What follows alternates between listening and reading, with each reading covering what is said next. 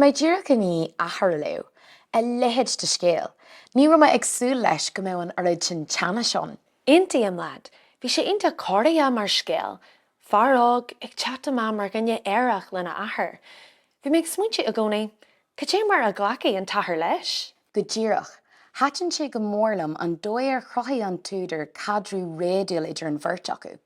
Beléir gro an thion acu ar chéile, ach ba chosú leis go raibh siad giúnach, agus go raibh barna atarthú béidir.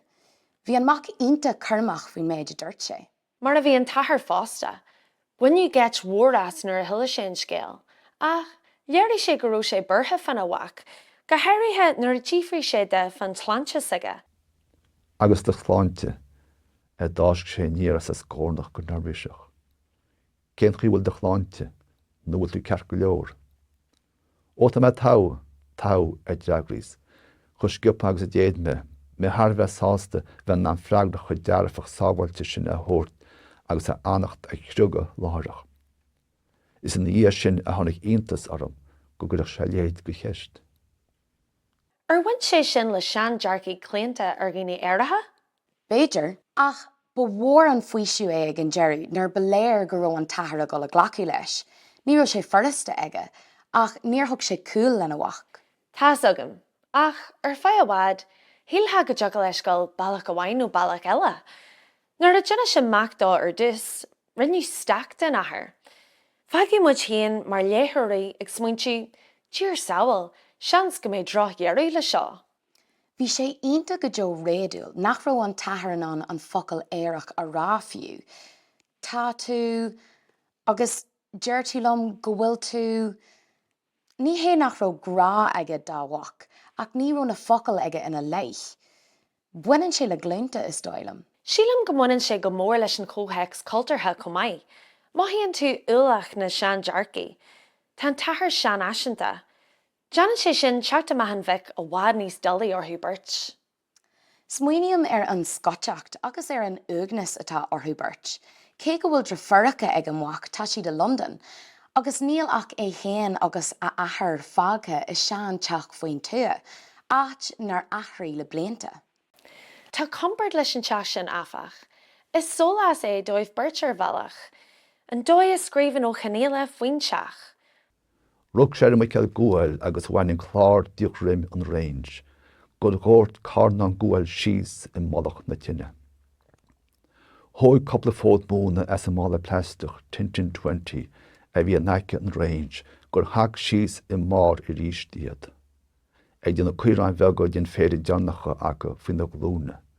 Le na gúne a hiú a gúngach facailt an range béal lán. Áit compardach sé agus teolaí í, áit bhfuil taisce a gcuid cimhní, is sé an nasc a chuníonn le chéile iad. Sin pointe an táhachtach. Tá an teach rud bud cosú le charachtar sa scéal an hain, agus é lán starra agus teanais.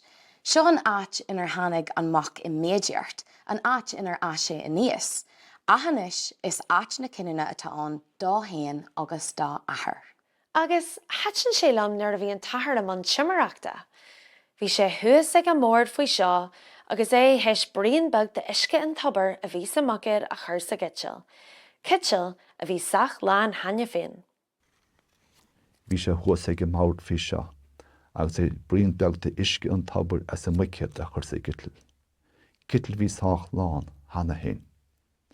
Leag sé réis a bhár an réinté, mar a meach ag facha leis le haon té nuair a ddílech ón bhláán. Bhí an timreach seo díthir, le ama thuirtdá a méid a bhí ag tarlaú a ibre ama ina insin hain.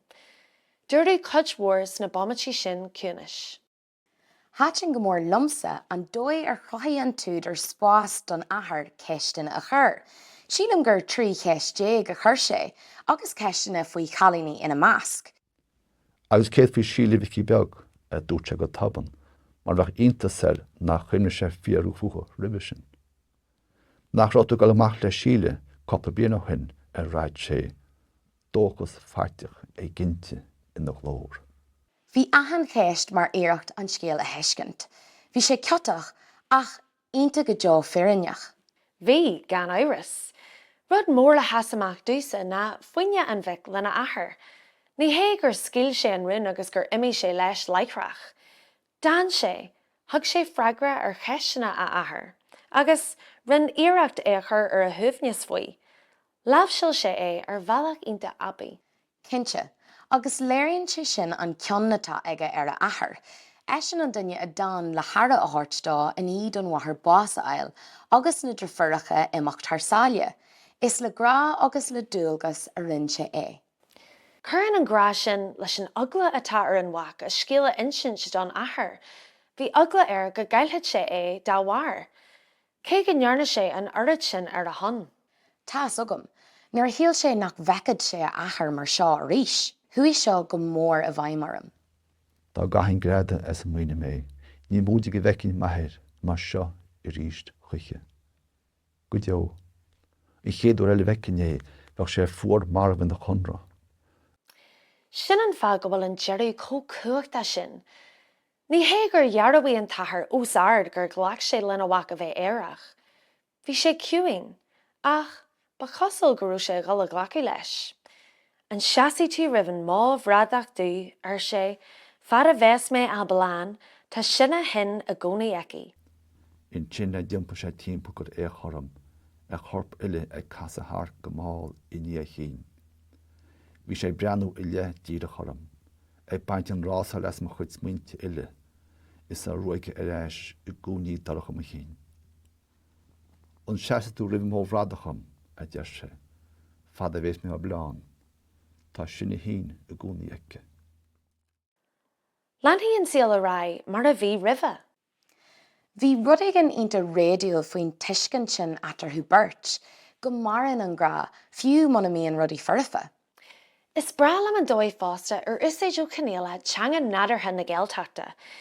Ní amhain go léon tú an scéal, mar an tú é. Thug mé sin fáidir fásta, bhí an córa ionta nadartha mar a bheitthe a hí sa seomar in éanacht lo. Wahí mé go raibh mé mar chuid den scéal ag gol fríd na mothúcain ar fad lo. Mis sé fásta, an dói ar cruthaí an tuidir an teannas. Níor bhain sé leis na rudaí a dúirt siad amhain, ach na rudaí náirid siad. Is sí an neoid cinseach sin a chuine mé gafa leis an scéal ó thus go deireadh.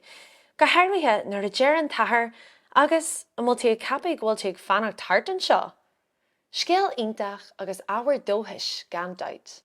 Gan doutar bí, mar ocail scór seo iad príomhhéimi an scéal. Cadrú idir athair agus mach. Teannas idir na glúnta. Compordach idir cracin chéan. Glacu leis an wach mar atá sé. Dóthas ag deirú an scéal. Inné bheith eisteach leis an méid sin, seo coppla gríomhaíochta ag le a dhéanamh sa rang nó sa bhalla. Iver a híon. Scríomh ach chumra ghurid, céad céige go dheachéad focail ar athair, a dhéirí an air na príomh charachtar, na príomh rudaí a tharlaíonn sa scéal. Iver a dá. Cad iad na príomh héimi sa scéal seo. Iver a trí. An sílan tú go ndeanann an scéal plé éifeachta ar cheist na féinneoileachta in dhearann ag deireadh na híse seo caite.